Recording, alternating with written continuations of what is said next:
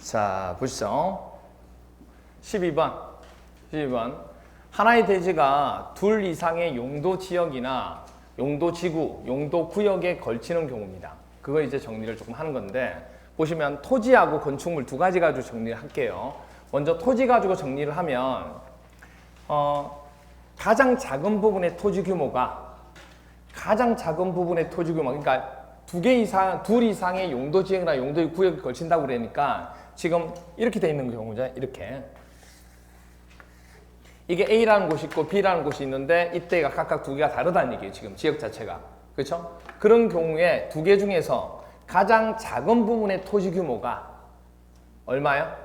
그렇죠. 330. 몇 평이에요? 100평이에요. 딱 100평.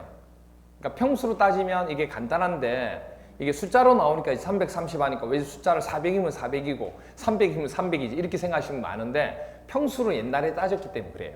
그래서 이제 100평 이렇게 되고 또 그런 것도 많아요. 외국에서 인지 개념으로 오기 때문에 외국의 어떤 그 법률을 우리나라의 설정에 맞춰서 우리나라가 법을 새롭게 만들지 않고 외국 법을 뭐죠?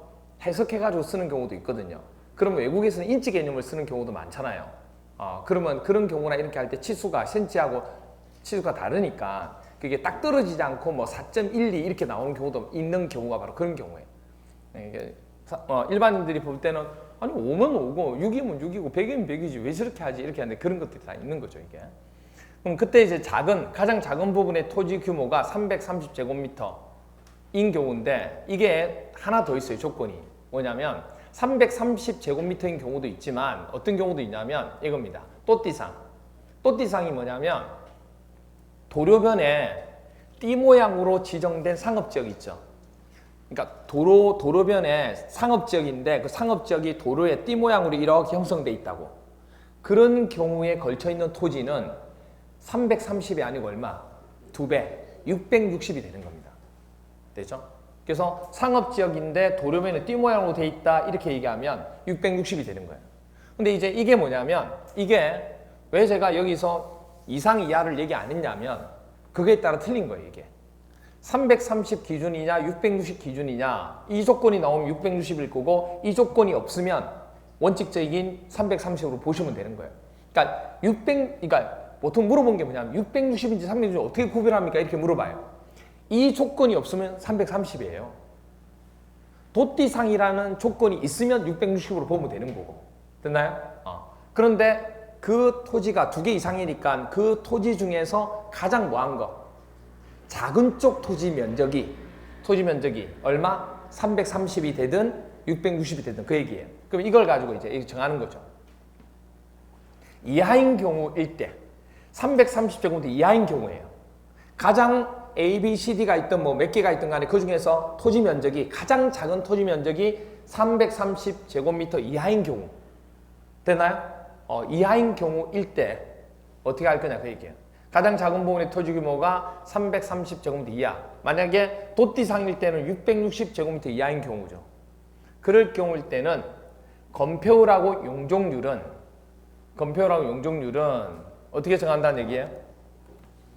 가중평균이죠. 이거는. 그래서 가중평균으로 우리가 구하게 됩니다. 가중평균이라고 하는 것은 뭐냐면 가중평균은 어떻게 구한다고 그랬어요? 밑에는 뭐가 들어가야 돼요? 전체 대지 면적. 밑에는 무조건 뭐죠? 전체 대지 면적. 됐나요?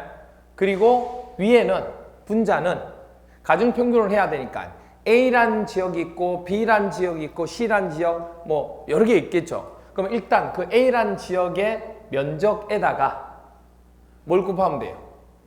만약에 용적률을 물어봤다 그러면 용적률을 곱하면 되는 거예요. 건폐율을 물어봤다 그러면 뭘 곱하면 돼요? 건폐율을 곱하면 되는 거예요. 됐나요? 용적률이든 건폐율이든 그 둘 중에 하나를 곱하면 되는 거예요. 그리고 이제 B란 지역도 있을 거잖아요. 그럼 B란 지역을 거기다가 또 뭐 하면 돼요? 더해야죠. B란 지역의 면적에다가 용적률이 되든 건폐율이든 그걸 곱한 값을 더하는 겁니다. C가 있다. 그럼 또 C란 지역의 면적에다가 곱하기 건폐율이든 용적률이든 그걸 또 곱한 값에다가 더하면 돼요. 그러니까 밑에는 뭐냐면 전체 대지 면적. 위에는 각각에 대한 토지 있죠. 그 각각에 대한 토지 부분에 대한 면적, 그 해당되는 지역에 그 부분을 면적에다가 용적률이나 건폐율을 다 뭐 하면 돼요? 더하면 되는 거예요. 됐나요? 이렇게 주어진 겁니다. 됐죠? 이렇게 해서 구한 값이 가중평균한 값이 된다 얘기입니다. 됐죠? 이렇게 된다는 거. 됐죠? 이렇게 됩니다. 그러니까 뭐냐면 이렇게 돼 있으면 여기가 300이고 여기가 600이다. 그렇죠? 이게 300제곱미터고 600제곱미터다. 그럼 이 중에서 작은 쪽, 이게 규모가 작잖아 지금 토지 면적이. 작은 쪽인 게 330 이하잖아 지금. 이하면은 만약에 이게 큰 거였다 그러면 어떻게 하면 돼요? 조금 더 나오겠죠. 초과하는 경우. 큰 경우일 때는 뭐 하면 돼요?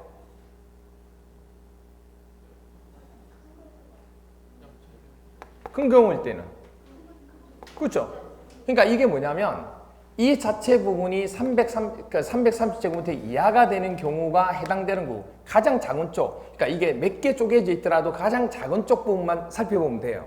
그게 330이든 아니면 도띠상의 형태는 660제곱미터 이하가 되면 그럴 때는 건폐율이나 용적률을 어떻게 정한다는 얘기예요? 이 부분에 대한 각각에 대한 부분을 가지고 가중평균한 걸 쓴다는 얘기예요. 이 큰 거 쓰고 작은 거 쓰고 이거 쓰고 하는 게 아니고 각각 쓰는 게 아니고 이 각각에 대한 부분을 뭐 한 거? 가중평균한 값에 대한 건폐율을 쓴다는 얘기예요. 그러니까 얘네가 80이 될 수 있고 얘네가 100이 될 수 있고 얘네가 뭐죠? 뭐 150이 될 수 있고 이게 될 수 있잖아요 이게. 그럼 이거 각각에 대해서 뭐 한다는 얘기예요? 가중평균을 한다는 얘기예요. 이 토지 면적이 가장 작은 쪽 부분이 330 이하면 그러면 가중평균을 한다는 얘기는 뭐냐면 여기다가 이 대지 면적, 전체 대지 면적 있겠죠? 그것뿐에 이 대지 면적 300에다가 곱하기 80 플러스 여기 600에다가 곱하기 100 그 다음에 여기 뭐 400이다 그럼 400 곱하기 그 다음에 150 이런 식으로 그렇게 하면 이 토지 부분에 관한 뭐가 나오는 거예요? 가중평균한 건폐율이 나오고 용적률이 나온다는 얘기예요. 그걸 가지고 적용하겠다는 얘기예요. 그걸 가지고 건물을 짓게 되면 이렇게 됩니다. 그 얘기를 하는 거고 그 다음에 그 밖에 이제 건폐율과 용적률 말고 그 밖에 건축 제한은 어떻게 하느냐? 어떻게 하죠? 가장 넓은 쪽 면적을 가지고 적용하겠다는 얘기예요. 그러니까 가장 넓은 면적 한다는 얘기는 여기서 이게 상업지역이고 이게 만일 예를 들어서 주거지역이다. 그러면 그 주거지역 부분 가지고 쓰겠다는 얘기예요. 건축 제한 부분. 이건 다 주거지역으로 보고 하겠다 그 얘기예요. 그래서 가장 넓은 면적으로 하겠다는 얘기입니다. 그런데 만약에 가장 작은 토지 면적이 이게 보시면 알겠지만 300이 아니고 400이다.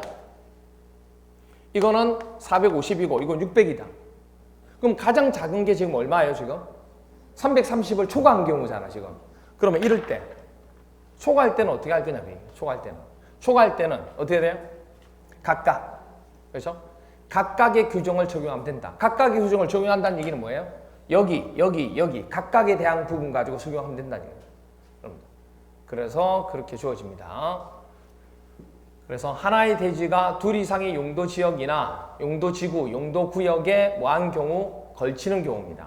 아시겠죠? 그럴 경우에는 가장 작은 부분, 걸치고 있는 부분 중에서 가장 작은 부분의 토지 규모가 330제곱미터 이하일 때는 건폐율과 용적률 뭘로 하고 가중평균한 걸로 하고 그 다음에 그 밖에 건축 제한은 뭘로 하고 가장 넓은 면적으로 하고 그 다음에 330을 초과할 때는 고민할 거 없이 뭘로 하면 된다? 각각 규정을 적용하면 된다는 얘기. 됐나요? 그렇게 됩니다. 이렇게 됩니다. 근데 이제 이걸 많이 물어보는 것 중에 하나가 또 물어본 게 뭐냐 이겁니다. 그러면 이때 이 건물이 이거 이제 토지에 대한 부분을 얘기하는 건데 건물이 이렇게 걸치는 경우가 있을 수 있죠. 그렇잖아요. 건물이 이렇게 걸칠 때는 어떻게 해야 돼요? 건물이 걸칠 때는 이렇게. 건물이 걸칠 때는 다른 게 없이 초과하면 각각 한다는 것은 각각에 대한 부분에 대해서 규정을 적용하는 거잖아요. 근데 건폐율로 용적률은 각각이 할 수가 없어요, 이게. 건폐율 용적률은 각각을 할 수가 없다고 해. 건물이 이 두 개, 이 용도 지역과 이 용도 지역 두 개에 뭐 하고 있으니까? 걸치고 있으니까 각각이 안 되죠, 이게. 이 건물 여기는 이만큼 올리고 이만큼 이렇게 안 되잖아요, 이게. 그럴 때는 가중평균 쓰는 거예요, 어쩔 수 없이. 무사했어요? 걸칠 때는. 근데 면적이 커지면 건물을 여기에만 지을 수 있고 여기에만 지을 수 있잖아요. 그러니까 딱히 그런 부분에 고민 안 하기 때문에 상관이 없다는 얘기고, 그렇다 할지라도 만약에 나는 걸치고 싶다. 그럼 걸치면 가중평균 해야 돼. 그건 어쩔 수 없는 거라고. 무슨 말이가 돼요? 근데 그 외의 부분에 관한 형태에서 건축 제한이나 이런 것들은 넓은 면적 하는 게 아니고 뭐 한다고요? 각각 적용한다고. 무슨 말이가 돼요? 그렇게 된 거예요. 물론 그렇게는 시험 문제 나오진 않지만, 시험 문제는 이 자체를 가지고 물어보는 거지, 이걸 가지고 뭐죠? 실제로 사례를 가지고 물어보고 그렇진 않거든요. 그래서 그렇게 돼요. 계산 문제 나와도 뭐 마찬가지고, 계산 문제 나와도 이게 계산 문제 나오잖아요.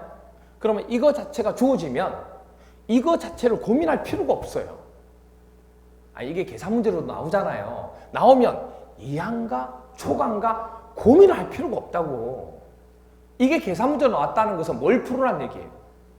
그렇죠. 이걸로 해란 얘기예요. 이걸 할 거면 만난 문제를 내겠어요. 무슨 말이가 돼? 그래서 계산 문제가 나올 때는 고민할 필요가 없어요. 계산 문제 나와도 무조건 이거 하면 돼요. 그냥 물어보면. 무슨 말이가 돼? 근데 왜 이렇게 하냐면 계산 문제가 아니고 말 문제가 나왔을 때, 만 문제 나올 때, 이해할 때, 초과할 때 물어보면 그걸 그냥 그대로 이걸 적용하면 되니까 고민할 거 없이. 무슨 말이세요? 근데 제가 조금 전에 얘기한 거는 뭐냐면 실무에서 실제로는 규모를 크게 해가지고 건물을 짓고자 할 때는 걸치는 경우가 생기거든요. 그럼 실질적으로 어떻게 하느냐? 이게 초과하더라도 건표를 용적률은 가중평균을 하는 거예요. 무슨 말이가 돼요? 그 얘기를 하는 거예요. 그 얘기. 그러니까 시험 볼 때는 그게 하나도 안 중요해요. 시험 볼 때는 그냥 이것만 알면 돼요. 시험을 봐야 실무를 하죠. 그렇잖아요. 일단 합격을 해야 실무를 할 수 있으니까. 이게 보통 보면 실무를 먼저 걱정하시는 분들이 너무 많아요. 이거 이럴 때는 어떻게 됩니까? 그런 걱정하지 말고 합격부터 하고 실무는 얼마든지 나중에 가서 고민해도 돼요. 무슨 말이세요? 이런 사례는 또 이렇게는 어떻게? 제발 합격하고, 합격하면 여러 가지 사례를 볼 수 있습니다. 아시겠죠? 이런 류의 사람도 볼 수 있고 이런 류의 사람. 그러니까 고민하지 마시고 시험이 나오는 것만. 시험은 이게 판례 형태가 나오는 것도 그런 게 아니기 때문에 딱 이해할 때, 초과할 때 이렇게만 나와요. 그럼 문장 그냥 그대로 이렇게만 나오는 거예요. 이렇게만 보시면 돼요. 됐죠? 그래서 시험이라는 게 좀 그래요. 뭐죠? 이게 호기심 자체를 채워줄 수 있는 그런 부분은 못 되거든요. 이게 시험이라는 게. 그래서 그런 부분 많잖아요. 시험이라는 것은 아무 생각 없이 때에 따라서는 뭐죠? 말 그대로 그냥 시험을 봐야 되는 경우도 있어요. 너무 생각을 많이 하다 보면 자기 스스로가 자기 생각이 뭐죠? 그렇죠. 거기에 꼽혀가지고 출제는 그냥 이렇게 물어봤는데 본인 스스로가 뭐예요?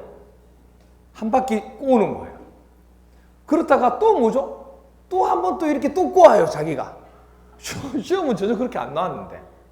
근데 그게 말은 쉬운데, 제가 이렇게 말은 쉽게 하지만 쉬운 게 아니에요. 어떤 문제는 그렇게 한번 생각을 해봐야 되는 문제도 있고, 어떤 문제는 생각을 하면 안 되는 문제가 있어요. 근데 그걸 수험생들이 판단하기는 쉽지 않다는 얘기예요. 무슨 얘기 알겠죠? 이게 쉽지 않아요, 그거는. 그렇게 됩니다. 자, 그래서 이렇게 시험 문제 이렇게 나온다고. 문장으로. 69번입니다. 하나의 대지가 둘 이상의 용도지역이나 용도지구 또는 용도구역에 걸치는 경우로서 각 용도지역 등에 걸치는 부분 중 뭘로 체크해야 돼요? 가장 큰 거예요? 작은 거예요? 작은 거. 가장 작은 부분의 규모가 대통령이 정한 규모가 이겁니다. 얼마? 330제곱미터이든지 도로변에 띠 모양으로 지정된 상업지역에 걸쳐 있을 때는 얼마? 660이 되는 거예요. 이거 이하인 경우입니다. 이하. 이하가 나오면 무조건 건표로 용적률은 가중평균. 그렇죠? 그래서 이 경우에는 전체 대지의 건표율과 용적률은 각 부분이 전체 대지 면적에서 차지하는 비율을 고려하여 각 용도 지역 등별 건표율 용적률 뭐한 가중평균 한 값을 적용하고 그 밖에 건축 제한 있죠? 건표율 용적률 말고 그 밖에 건축 제한 등에 관해서는 관한 사항은 그 대지 중 가장 많은 거. 그렇죠. 넓은 면적. 이 시험 문제 이런 거 바꿔서 내는 거죠. 그렇죠? 넓은 면적이 속하는 용도 지역 있죠? 그 용도 지역 등에 관한 규정을 적용하면 된다는 얘기. 그게 용도 지역이 되든 용도 구역이 되든 용도 지구가 되든 아시겠어요? 넓은 쪽을 따라서 하면 된다 그 얘기. 됐죠? 그다음 건축물. 건축물이 이제 이런 식으로 2개 이상의 뭐가 되는 경우, 하나의 대지가 2 이상 용도 지역에 걸치고 있을 때 건물이 그 위에 올라가는 경우입니다. 이거. 첫 번째, 고도지구에 건축물이 걸치는 경우예요. 그러니까 A라는 쪽은 고도지구가 아닌데 B라는 토지가 고도지구예요. 근데 건물이 거기에 살짝 걸쳤네요. 그 경우를 좀 얘기하는 거예요. 어떤 얘기인지 아시겠죠? 예. 그럴 경우에 고도지구에 건축물이 걸친 경우에는 이 고도지구는 어떻게 돼요? 다 뺏어옵니다. 나한테 조금이라도 걸치잖아요? 피도 눈물도 없습니다. 건물만 뺏어오는 게 아니고 뭐죠? 뭐 용혼까지 다 뺏어옵니다. 그러니까 토지까지 뭐죠? 다 고도지구로 속한 걸로 봐야 돼요. 그래서 이렇게 됩니다. 뭐하고 뭐 전부 고도지구로 한다? 건축물뿐만 아니고 대지도. 그러니까 이런 경우죠. 이렇게 돼요.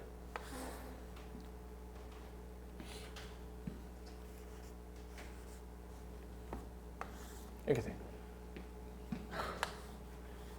이렇게 걸치고 있는 거예요, 건물이. 됐나요? 건물이 걸치고 있는 거예요. 그럼 여기가 뭐죠? 고도지구인 거예요. 여기는 고도지구가 아니고.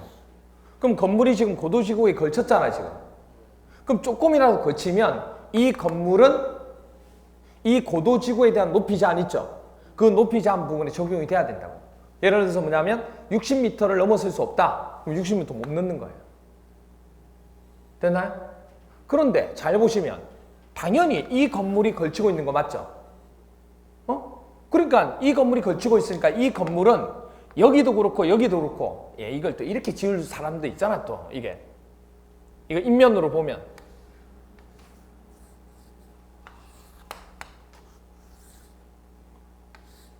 여기가 고도지구, 인면으로 본 거예요. 여기 고도지구 아니에요. 그러니까 여기는 60m로 한 거야. 근데 여기는 60m 넘겠다고 이렇게 할 수 있잖아요. 그러면 비행기가 가다가 이게 어떻게 돼요? 여기 때려 박겠죠, 이게. 그러니까 당연히 여기 다 적용해야 된다고요. 무슨 말이가 돼요? 그래서 조금이라도 걸치면 이 건물은 전부 다 건축물은 고도지구로 적용해야 된다고. 높이 제한에. 자, 그런데 여기서 한 가지. 이렇게 설정해 놓으니까 난리가 난 거예요. 뭐가 난리가 났냐면, 오, 그래? 이 건물 말고 여기다 건물을 지어요. 그럼 이 건물은 여기 걸쳤어요, 안 걸쳤어요? 안 걸쳤잖아요. 60m로 제한돼 있잖아요. 이 건물을 뭐죠? 120m로 올린 거예요. 이 옆에서.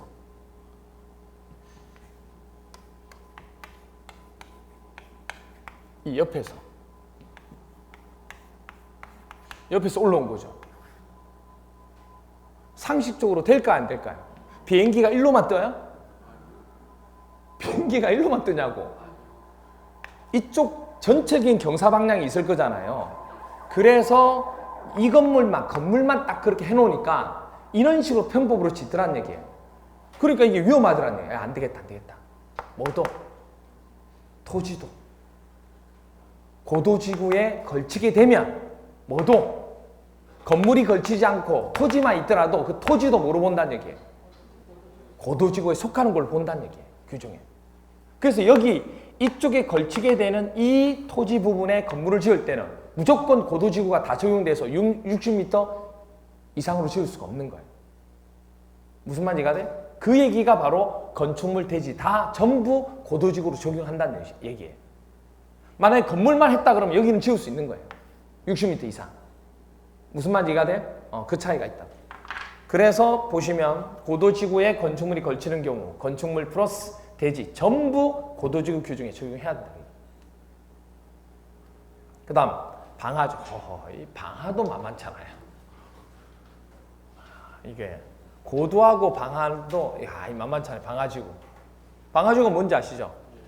방화지구가 뭐예요? 화재가 일어날 위험이 높은 곳에 화재가 확산되니까 그걸 방지하는 것을 방화지구라고 설정해 놓은 거예요. 그러니까 불이 일어날 위험이 되게 많은 곳이죠. 그곳이. 그래서 방화지구에 건축물이 걸쳐 있는 경우입니다. 그러니까 이쪽 부분이 이거죠. 여기가 방화지구, 여기는 방화지구가 아닌 거예요. 그렇게 건물이 지금 딱 이렇게 걸치고 있는 거예요. 그러면 불이 났을 때 이 부분이 이쪽으로 확산이 될 수 있어 없어요? 있죠. 이 불이 많이 나는 곳이니까. 그래서 이 건물 전체 다를 뭐로 해야 돼요? 방화지구로 적용해야 된다는 얘기예요. 자, 그런데 불이 났을 때 건물에다가 뭐죠? 건물 자체에 불이 확산되는 거 맞는데, 불이 붙는 거 맞는데 땅에 불이 붙는 경우는 아니죠. 여기에 불이 붙는 건 아니잖아요.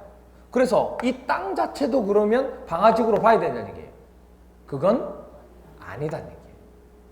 그래서 방화지구는 뭐만? 건축물만 조금이라도 걸치더라도 전부 방화지구로 본다는 얘기예요. 토지는 제외하고. 근데 여기서 또 하나, 이 걸치게 되는 경계면 있죠. 경계면. 이 경계면에다가 방화구역을 한다든지 그렇게 한다 그러면 확산이 안 될 거잖아요. 그럼 이제 그때는 예외적으로 전체를 보지 않아도 되겠죠. 보죠. 방화지구에 건축물이 걸치는 경우 뭐만? 건축물만 전부 방화지구로 규정합니다. 조금 걸치더라도 걸친 부분만 그렇게 적용하는 게 아니고 건물 전부 다. 그러니까 대지는 해당되지 않는 거죠. 그 다음 녹지지역입니다. 녹지지역은 우리가 이 얘기가 여기만 국토계획법만 나오는 게 아니고 뒤에 가서도 나오죠. 근데 그때 나올 때도 녹지지역은 항상 뭐예요? 각각이에요. 녹지지역은 항상 각각이에요. 왜? 녹지 부분을 어떻게 하든가 살려야 되니까. 그래서 보면 녹지지역에 대지가 걸치는 경우에는 어떻게 한다? 각각 규정 적용하면 됩니다. 각각. 여기 녹지가 된다. 그럼 여기 녹지, 다른 거 이런 식으로. 알겠죠? 각각. 그래서 각각의 규정을 적용하는데 예외상이 제외적으로 제외사항인데 규모가 가장 작은 부분이 뭐일 때? 녹지지역일 때. 규모가 가장 작은 부분이 녹지지역이고 그 녹지지역이 330제곱미터 이하일 때. 이때는 각각 규정 적용하지 않는다는 얘기예요. 그럼 어떻게 적용할까요? 이하인 규정을 적용합니다. 이거 적용한다, 이거. 대신에 조건이 가장 작은 부분이 무조건 330이 아니고 녹지지역이 돼야 되고 그 녹지지역이 얼마? 330제곱미터 이하일 때. 그때는 이거 적용한다. 됐나요? 이걸로. 용적률 검표는 가중평균하고 그 밖에 건축제한은 가장 넓은 면적으로 적용한다는 거. 각각이 아니고. 그럼 결론적으로 얘기하면 각각 적용한 경우는 규모가 가장 작은 부분이 녹지일 경우 330제곱미터가 초과되는 경우가 되는 거죠. 아니면 녹지지역이 가장 작은 부분이 아닌 경우는 상관이 없죠. 됐나요? 그 얘기를 하는 겁니다. 이 부분은 이렇게 봐주시면 되죠. 그래서 이 얘기가 이렇게 나오는 거예요. 건축물이 고도지구에 걸쳐있는 경우에는 그 건축물 및 대지 전부에 대하여 고도지구 건축물 및 대지에 관한 규정을 적용한다. 하나의 건축물이 방화지구와 그 밖의 용도지역, 용도지구 또는 용도구역에 걸쳐있는 경우에는 그 전부, 여기서 전부는 뭘 얘기해요? 건축물만 얘기하는 거지 뭐는 얘기하지 않아요. 대지는 X예요. 여기서 전부라고 하면 건축물만 얘기하지 대지는 아니라고. 이거에 대해서 방화지구의 건축물에 관한 규정을 적용한다는 거. 하나의 대지가 녹지지역과 그 밖의 용도지역, 용도지구, 용도구역에 걸쳐있는 경우 물론 규모가 가장 작은 부분이 녹지지역으로서 해당 녹지지역이 얼마? 330제곱미터 이하인 경우로 뭐한다? 제외한다. 이건 제외하고 만약에 녹지지역 부분이 될 때는 각각의 용도지역, 용도지구, 용도구역의 건축물 및 토지에 관한 규정을 적용하면 된다는 얘기. 됐나요? 이렇게 주어진 겁니다. 그 다음 13번 지구단위 계획구역입니다. 지구단위 계획구역. 지구단위 계획구역에 대한 지정입니다. 지구단위 계획구역의 지정 결정권자입니다. 누굴까요? 지구단위 계획구역도 뭘 통해서 결정돼요? 용용지기도 도시군 관리계획을 통해서 결정합니다. 그럼 당연히 도시군 관리계획을 통해 결정되니까 누구 들어가요? 국장 들어갈 거고 또 그렇죠. 시도의사 들어갈 거고 또 대신에 뭐 안 들어가요? 대도시장이 빠지죠. 그렇죠. 지구 단위 계획구역은 시장 군수가 직접 할 수도 있잖아요. 그래서 시장 군수가 들어갑니다. 어차피 시장에 대도시장도 포함될 거니까. 됐나요? 이것만 조심하시면 돼요. 지구단위 계획구역을 도시군 관리 계획을 통해서 결정되는 사항은 무조건 국장, 시도지사, 대도시장이에요. 그런데 뭐가 나오면 지구단위 계획, 도시군 관리 계획을 통해서 결정되는 사항이지만 지구단위 계획구역 나오면 대도시장 대신에 시장 또는 군수가 들어간다는 거. 그렇게 기억해 주시면 돼요. 그래서 보세요. 국장, 시도지사, 시장 또는 군수는 지구단위 계획구역 및 지구단위 계획을 도시군 관리 계획으로 결정한다는 거. 그리고 지구단위 계획의 수립 기준은 당연히 누가 정해요? 기준남은 국장이죠. 그리고 시장 또는 군수가 뭐한? 입안한 지구단위 계획구역의 지정 변경에 관한 도시군 관리 계획은 해당 누가? 시장 또는 군수가 직접 지정하고 시장 또는 군수가 입안한 지구단위 계획 수립 및 변경에 관한 사항도 도시군 관리 계획에 대해서 누가? 시장이나 군수가 직접 결정한다는 얘기. 됐나요? 이렇게. 자, 도시지역. 지구단위 계획구역은요, 지구단위 계획구역을 지정해야 되는데 도시지역 일대가 있고 도시 외지역 일대가 있어요. 당연히 자, 물어볼게요. 지구단위 계획구역을 지정한다는 얘기는 개발을 하려고 하는 겁니까? 개발을 안 하려고 하는 겁니까? 하는 거죠. 그 하려고 하는데 그냥 두면 난개발이 되니까 지 마음대로 나 홀로 집이 되니까 그걸 입체적으로 조금 미간적으로 하려고 하면 묶어서 개발하자는 얘기예요. 조화 있게. 그래서 지구단위 계획을 난개발되기 전에 빨리 묶어주는 거예요. 그러면 전제 조건이 지구단위 계획구역을 지정하려면 전제 조건이 뭐가 되는 곳이에요? 개발이 되는 곳에 정하는 거지. 개발 안 되는 곳에다가 이걸 할 수는 없다는 얘기예요. 그걸 전제 조건으로 기억하고 계셔야 돼요.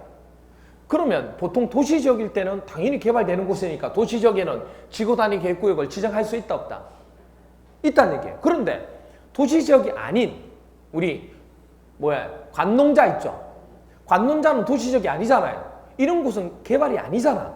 그러니까 우리가 얼핏 봤을 때는 그렇지. 지구단위 계획이라고 하는 것은 개발을 하기 위해서 묶어주는 거고 그렇게 하는데 도시개발은 당연히 지정을 할 수 있는데 도시 외 지역은 못하겠구나 이렇게 생각한다고. 그래서 시험 문제 그렇게 나오는 거예요. 아니라고. 도시 외 지역이지만 개발을 할 수 있는 곳이 있어요 없어요? 있죠. 관리지역 중에서 어디? 계획관리 같은 경우는 가능하다는 얘기예요. 무슨 말인지 이해가 돼? 가능한 곳이 있다는 얘기예요. 그러니까 무조건 안 되는 거 아니에요. 그래서 분명히 도시 외지역에도 조건이 있을 거예요. 이런 곳에는 도시 외지역도 되는 거지. 무턱대로 선입견을 가지고 야, 지구단위 계획 도시지역 외지역은 안 돼? 이렇게 하면 돼야 안 돼요? 안 된다고. 시험 문제는 그렇게 나온다고. 그래서 보면 도시지역은 크게 나눠서 임의적으로 지정하는 할 수 있다가 있고 반드시 뭐죠? 지정해야 되는 필수적인 지정이 있어요. 두 가지로 나눠져요. 임의적인 부분하고 뭐죠? 필수적인 거. 그러니까 할 수 있다고 해야 된다. 두 가지가 있다고요. 그럼 볼까요? 할 수 있다는 경우 이겁니다. 용도지구. 용도지구도 개발해야 되는 거죠. 그 다음에 택지 개발하는 거죠. 그 다음에 대지 조성 사업도 개발하는 거잖아요. 정비구역 개발하는 거죠. 그리고 도시개발구역 개발. 산업단지 나오면 개발이죠. 관광 개발이죠. 개발 제한구역은 아니죠. 이거 아니죠. 개발 제한구역은 아니잖아요.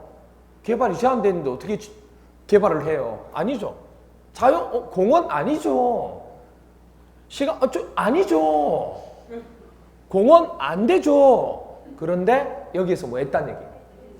해제되는 구역은 빨리 묶어야 돼요. 다른 사람이 지 마음대로 개발하기 전에. 무슨 말이가 돼요? 해제되기 때문에 이거는 뭐 해야 돼요? 묶어야 된다는 얘기예요. 그 다음에 녹지지역 돼야 안 돼요? 안 되죠. 녹지지역은. 물론 뭐죠? 자연 녹지지역은 그나마 개발할 수 있지만 보통 일반적으로 녹지지역 안 되거든요. 근데 그 녹지지역에서 뭐로? 주공상, 즉 주상공으로 변경됐대요. 그러면 할 수 있어요 없어요? 할 수 있죠. 반드시 하는 건 아니지만 할 수 있다고. 그래서 할 수 있습니다. 됐죠? 그 할 수 있는 부분은 할 수 있어요. 그런데 여기서 조심하실 게 이겁니다. 개발 밀도 관리 구역 지구 단위 계획으로 묶을 수 있어요, 없어요? 개발 밀도 관리 구역 묶을 수 있어요, 없어요? 어? 어? 개발 밀도 관리 개발이 좀 많이 됐죠? 그럼 개발 못하도록 하는 거잖아, 지금. 그럼 이거는 묶을 수 있어요, 없어요? 못 묶어요. 지구 단위 계획 구역으로 할 수 없다고. 됐나요? 개발이 꽉 차 있는 상태니까 안 된다고. 그 다음에 개발 제한 구역 안 되죠. 그래서 이건 X가 돼요. 자, 그리고 인원 지구나 이런 것들 이 전부 있죠. 이 부분을 전부 다 지정할 수도 있고 이 중에서 뭐죠? 일부만 또 지정할 수도 있다고. 그냥 전부를 할 수도 있고 일부만 지정할 수 있다는 거. 이렇게 됩니다. 됐나요? 근데 이거는 이제 인위적인 부분이고 반드시 해야 되는 경우, 안 하면 큰일 나는 경우 있어요. 그게 바로 이겁니다. 정비구역 있죠?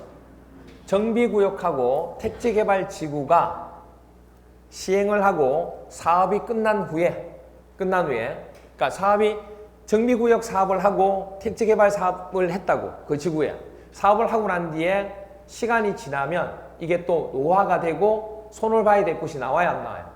나오죠. 그러면 이게 또 개발이 뛰어든다고 사람들이. 그럼 지 마음대로 개발할 수 있어요, 없어요?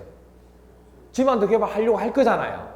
그때 빨리 뭐 해줘야 돼? 이것도 지구 단위 계획으로 빨리 묶어줘야 돼. 안 그러면 지 마음대로 개발이 된다고 또. 그래서 그 사업이 끝난 후 한 몇 년 정도 지나야 될까요? 강산이 변해야 되겠죠. 10년. 그래야 다시 개발을 할 수 있는 거니까 10년 경과 지역은 무조건 뭐 해야 돼요? 지구 단위 계획으로 묶어야 돼. 이거는 안 묶으면 큰일 나요. 왜? 엄청난 곳이기 때문에. 아시겠죠? 그래서 반드시 묶어야 됩니다. 또 녹지 지역 있죠? 뭐 완전히 그거였죠. 뭐죠? 보물섬이잖아, 보물섬. 완전 천연이잖아요, 천연. 그런 어떤 녹지 지역인데 그게 뭐죠? 주상공으로 변경된 거예요. 와, 노다지.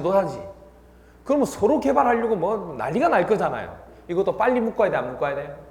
그런데 그 규모가 크지 않으면 해봤자 별로 효과는 없다는 얘기예요. 규모가 커야 위험하지. 규모가 얼마 안 되는 거는 혼자서 개발하더라도 티가 많이 안 나요. 그런데 규모가 크면 이건 문제가 커진다고. 그래서 규모가 조금 이따 나옵니다. 얼마? 30만 나와요. 그리고 또 하나 나옵니다. 시가와 조정구역이나 공원에서 해제되는 지역이 있죠. 그래서 이 두 가지는 보시면 면적이 얼마 이상일 때? 30만 이상이 될 때. 그렇죠? 그러면 예를 들어서 이렇게 나올 수가 있겠죠. 녹지 지역이 20만인 경우를 주상공 지역으로 이 세 개 중에 하나인 지역으로 변경했다. 그럼 필수예요? 임의예요? 임의가 되는 거예요. 여기. 됐나요? 필수가 아니에요. 됐죠? 뭐가 돼야 필수예요? 이게 30만, 이 두 개는 30만 이상 돼야 돼요. 근데 이거는 정비구역하고 택지구역은 30만이 아니에요. 기간으로 정하는 거 10년 경과한 뒤에. 그 10년이 경과 안 했어요. 그럴 경우에는 필수가 아니라고. 무슨 말이세요? 10년이 경과한 지역이 돼야 필수고 이거는 30만 이상 돼야 필수가 돼요. 그래서 이거 외우실 때 제 친구 누구? 정택이가 10년 친구예요. 그러니까 필수 친구죠. 근데 이 친구가 뭐예요? 녹지를 주상공으로 변경하는 시공을 30만 원을 해주겠대요. 필수 친구죠. 찐 친구예요. 찐 친구. 그렇죠? 그렇게 외우시면 됩니다. 그래서 정택이 10년 친구인데 녹지를 주상공으로 변경하는 시공을 얼마에 해준다고요? 30만 원에 해준다고. 최고죠. 그렇게 됩니다. 그 다음 도시 외지역입니다. 도시 외지역. 도시 외지역은 무슨 지역에 위치한 주거개발진흥지구? 그러니까 도시 외지역이 많잖아요. 도시 외지역이 뭐죠? 관농자죠. 그러면 무슨 지역에 위치한 주거를 개발할 진흥하는 곳입니다. 그러면 주거 개발을 진행한 곳이니까 그 지구로 설정돼 있으니까 지정되니까 지구 단위 계획을 할 수 있다고. 그런데 이게 들어가는 곳은 지역이 무슨 지역일까요? 설마 자연환경 보존 지역 이런 데는 아닐 거잖아요. 그래서 보면 계획관리죠. 뭐니 뭐니 해도 우리한테는 누가 있어요? 계획관리가 있죠. 그렇죠? 예. 얼마나 대단하죠, 계획이. 그죠? 다 계획이 있는 거예요, 얘네는. 그죠? 엄청난 계획을 가지고 있는 거예요, 지금. 그죠? 계획 관리. 됐죠? 그 다음.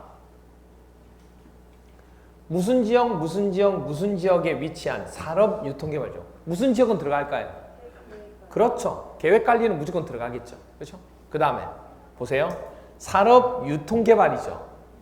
산업 유통이에요. 그럼 우리 농사 지으면 그거 판매하고 해야 되잖아요. 그러면 그걸로 볼 수 있다는 얘기예요. 그러면 무슨 지역이 돼요? 생산 관리 지역이 되는 거죠. 됐나요? 그 다음에 또 무슨 지역? 조금 전에 얘기했잖아요. 제가 농사. 그래서 농림지역 이렇게 되죠. 됐나요? 농림지역으로 하기 애매한 곳이 생산관리지역으로 묶어놓은 거거든요. 무슨 말이세요? 농림지역으로 정하기가 애매한 곳을 생산관리지역으로 한 거라고. 그러니까 두 가지 성격이 비슷한 거죠. 그렇죠? 그러니까 여기다가 이제 뭐 집어넣으면 자연환경 보존지역 하면 미치는 거죠. 그렇죠? 미친 거죠. 미친 거. 거기 이거는 보존하는 건데 이런 거 하면 안 되죠. 아예 되지 않는 거죠. 그렇죠? 그래서 도시 외지역이라서 무조건 다 되는 게 아니고 이렇게 정해주고 있다 그 얘기예요. 그 다음 또 하나. 용도지구를 뭐하고 원래 있던 용도지구를 폐지하고 그 지구에서의 행위 제한 등을 뭐로? 지구 단위 계획으로 대체하려는 지역이 있죠. 아니 이걸로 대체하려면 뭘로 정해야 돼요? 지구 단위 계획으로 묶어줘야죠. 이걸로 대체했으니까. 그렇죠? 당연한 얘기예요. 이렇게 주어집니다. 됐죠? 그렇게 봐주시면 되죠. 그 다음에 14번. 지구 단위 계획 내용 및 지구 단위 계획 구역 안에서의 완화 규정입니다. 완화 규정. 지구 단위 계획의 내용입니다. 지구 단위 계획의 내용. 용도 지역이나 용도 지구를 세분하거나 변경하는 사항이 있죠. 이런 부분이 지구 단위 계획할 때 들어갑니다. 그리고 건축물에 잘 보세요. 용도 지역이나 용도 지구를 뭐 하는 거예요? 세분한다든지 변경한다 그랬죠. 야, 지구 단위 계획은요. 용도 지역을 바꿀 수 있대요. 와우. 변경한다면 바꾼다는 얘기잖아요. 뭐로 하면? 지구 단위 계획으로 해주면 우리 용도 변경하려고 엄청나게 노력하거든요. 왜? 용도 변경이 돼야 개발을 할 수 있으니까. 무슨 말이가 돼요? 근데 지구 단위 계획으로 그래서 아까 뭐 할 때 도시군 관리 계획 할 때 입안권자 입안할 때 주민이 그토록 뭐죠? 지구 단위 계획으로 해달라고 무슨 말이 해야 돼? 한 단위 용산기지 기억나시죠? 네. 그래서 지구 단위 계획으로 해놓으면 용도 지역을 바꿀 수가 있는 거예요. 변경. 용도 지구도 마찬가지고. 그리고 건축물에 대한 지구 단위니까 당연히 뭐죠? 건물 고려해야 돼요. 이 건물 하나, 이쪽 건물 하나 다 배치, 형태, 색채, 건축성 이런 거 봐야 된다는 거예요. 그리고 환경관리, 그리고 경관에 대한 계획, 그리고 교통처리 같은 거. 이런 거는 포함될 수 있는 것들, 포함되는 것들이고 필수적으로 지구 단위 계획에 들어가야 될 거. 반드시 포함돼야 될 거는 뭐냐면 그렇죠. 지구 단위 개발을 하려면 개발이잖아 이게. 뭐가 들어가야 돼요? 기반시설 배치나 규모 반드시 들어가야죠. 또 뭐 들어가야 돼요? 건축물에 무슨 용도는 제한하는 거. 용도 제한.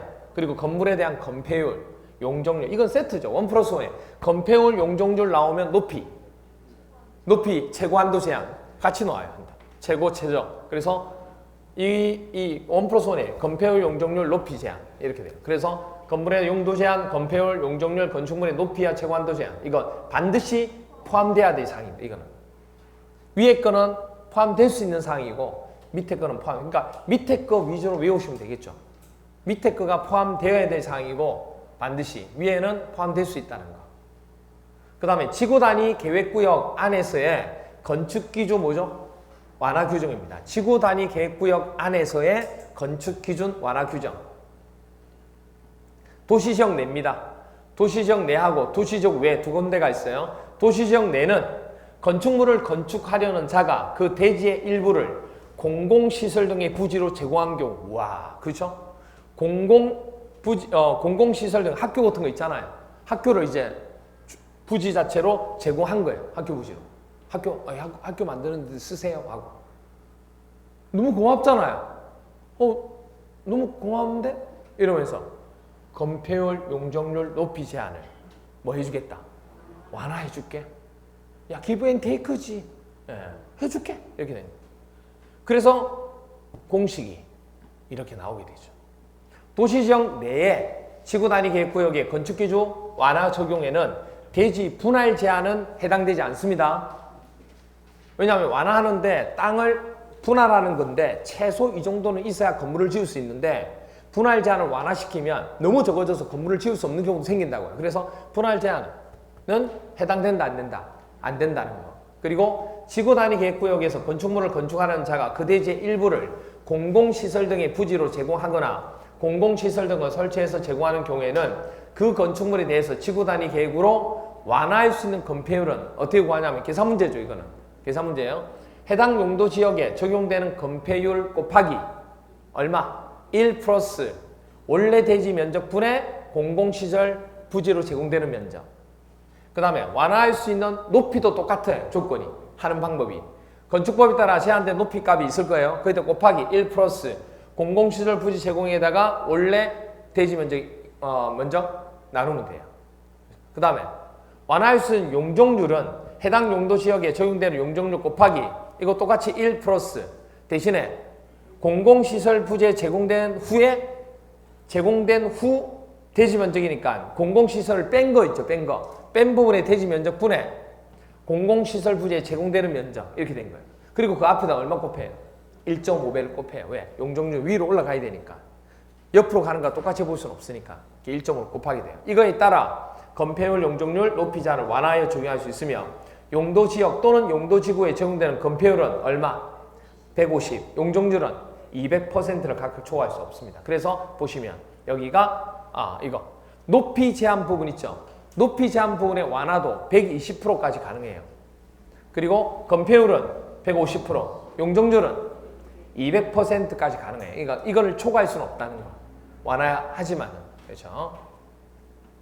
그 다음에 한옥마을을 보존한다든지 차 없는 거리를 조성한다. 그러면 주차장 설치 기준을 몇 프로까지? 100%까지 완화해 줍니다. 그렇죠? 주차장은 100%까지 완화해 준다는 거. 그 다음 도시지역 외 지역입니다. 도시지역 외도 건축 기준의 완화 규정이 있겠죠.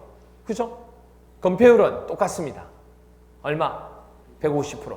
용적률 똑같습니다. 얼마? 200%. 그런데 여기서 여러분 화살 표시하시고 하나 적어 놓으셔야 되죠? 뭐라 적어 놓으셔야 돼요? 도시 외 지역은 무슨 제한은 없다? 높이 제한.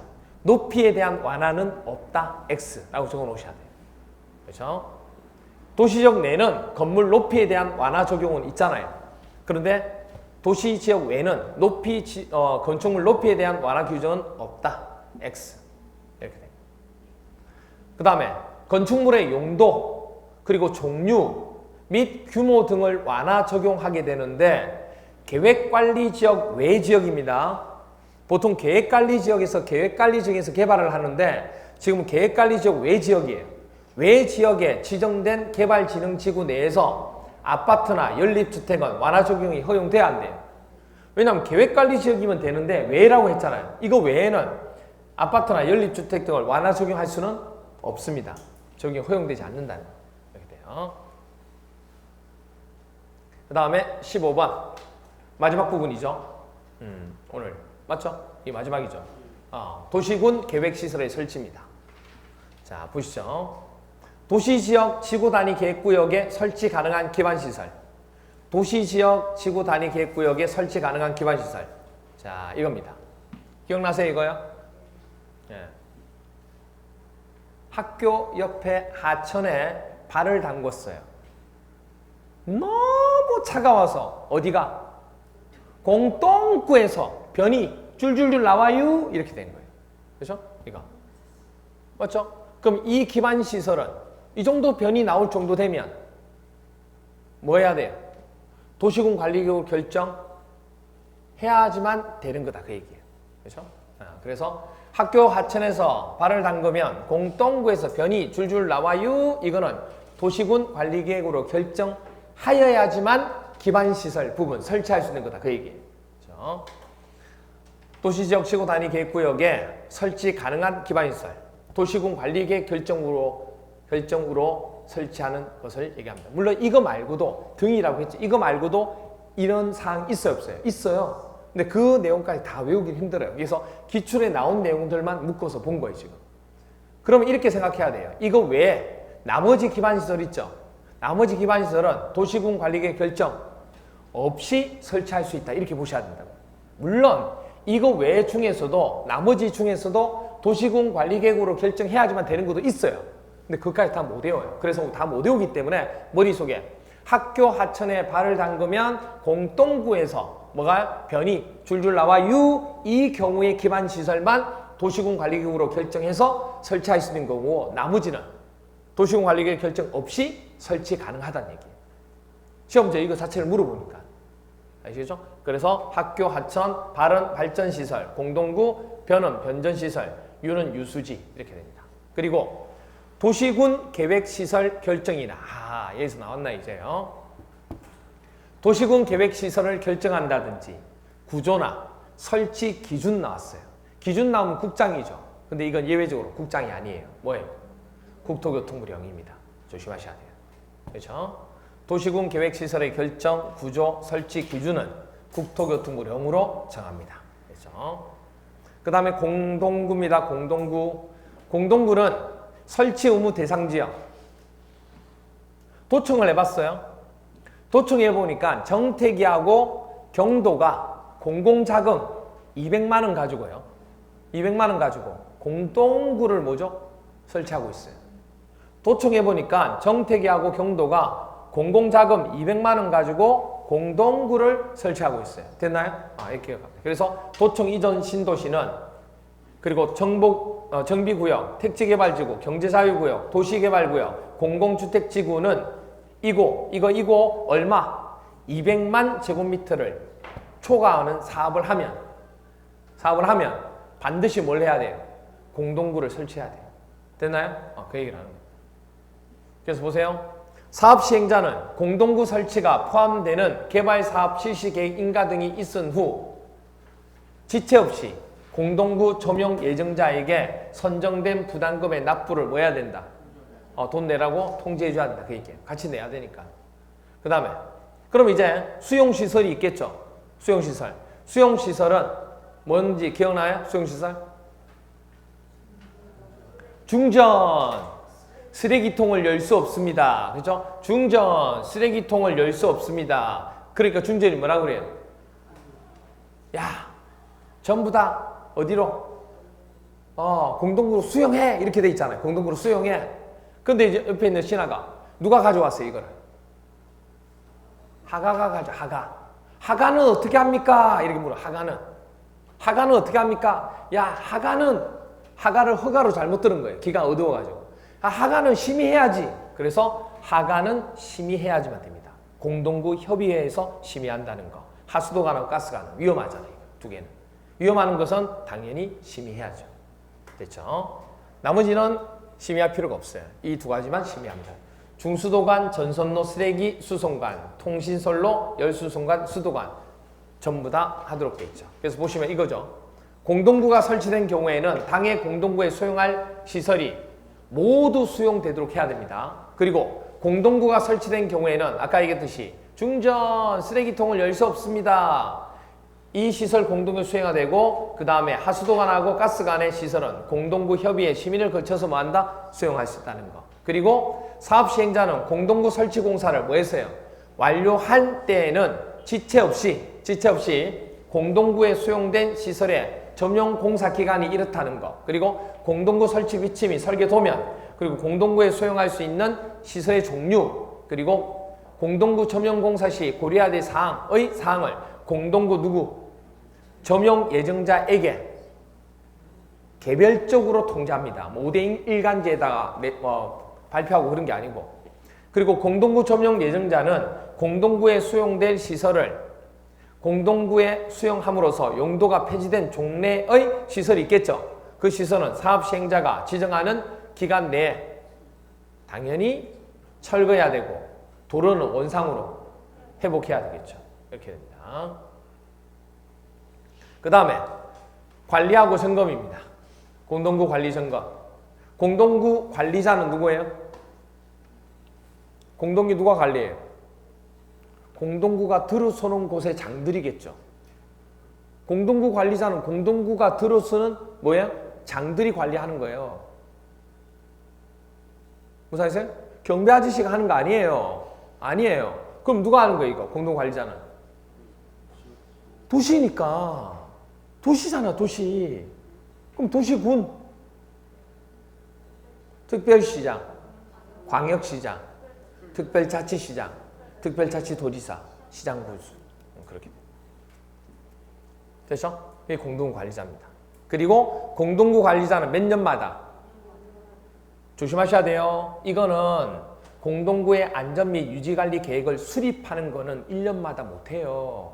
이걸 1년마다 어떻게 해요? 몇 년마다? 5년마다 합니다. 5년마다. 대신에 점검은 할 수 있죠. 그래서 공동구 관리자는 1년에 1회 이상 공동구 안전점검을 실시합니다. 그래서 보시면 공동구 관리자는 5년마다 해당 공동구의 안전 및 유지관리를 수립, 시행하여야 되고 공동구 관리자가 공동구 안전 및 유지관리 계획을 수립하거나 변경하려면 미리 관계 행정기관의 장과 협의한 후 공동구 협의회에 그렇죠. 심의를 거쳐야 한다는 거. 그리고 공동구 관리자는 몇 년? 1년에 1회 이상 공동구 안전점검을 실시해야 되고 안전점검 결과 이상이 있다고 인정될 때는 지체 없이 정밀 안전진단과 보수 보강 등의 필요한 조치를 해야 돼요. 됐나요? 이렇게 됩니다. 그리고 공동구 관리에 소요되는 비용은 그 공동구를 점용하는 자가 함께 부담하되 부담 비율은 점용 면적을 고려하여 공동구 관리자가 정하면 되는 거예요. 그리고 공동구 관리자는 공동구 관리에 드는 비용을 당연하죠. 나누면 2회죠. 2회로 분할하여 납부하게 하여야 한다. 이렇게 됩니다. 됐나요? 오케이. 그래서 오늘 여기까지입니다. 됐죠? 그래서 오늘은 여기까지 우리가 설명을 한번 드렸고요. 다음 주에는 국토계획법이 끝납니다. 다음 주 국토계획법이 끝나요. 그래서 국토계획법이 끝나고 아마 도시개발법 앞부분 조금 나갈 겁니다. 됐나요?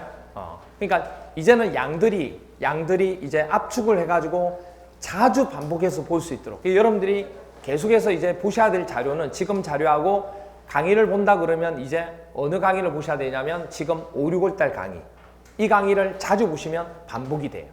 이제는 무슨 아시겠어요? 그렇게 해서 이제 정리하면 그렇게 해서 이게 어느 정도 정리가 되면 이제 7, 8월 달에는 뭐 하냐면 문제집 가지고 이제 문제를 풀게 됩니다. 이게 정리가 되어야 문제를 풀 수 있죠.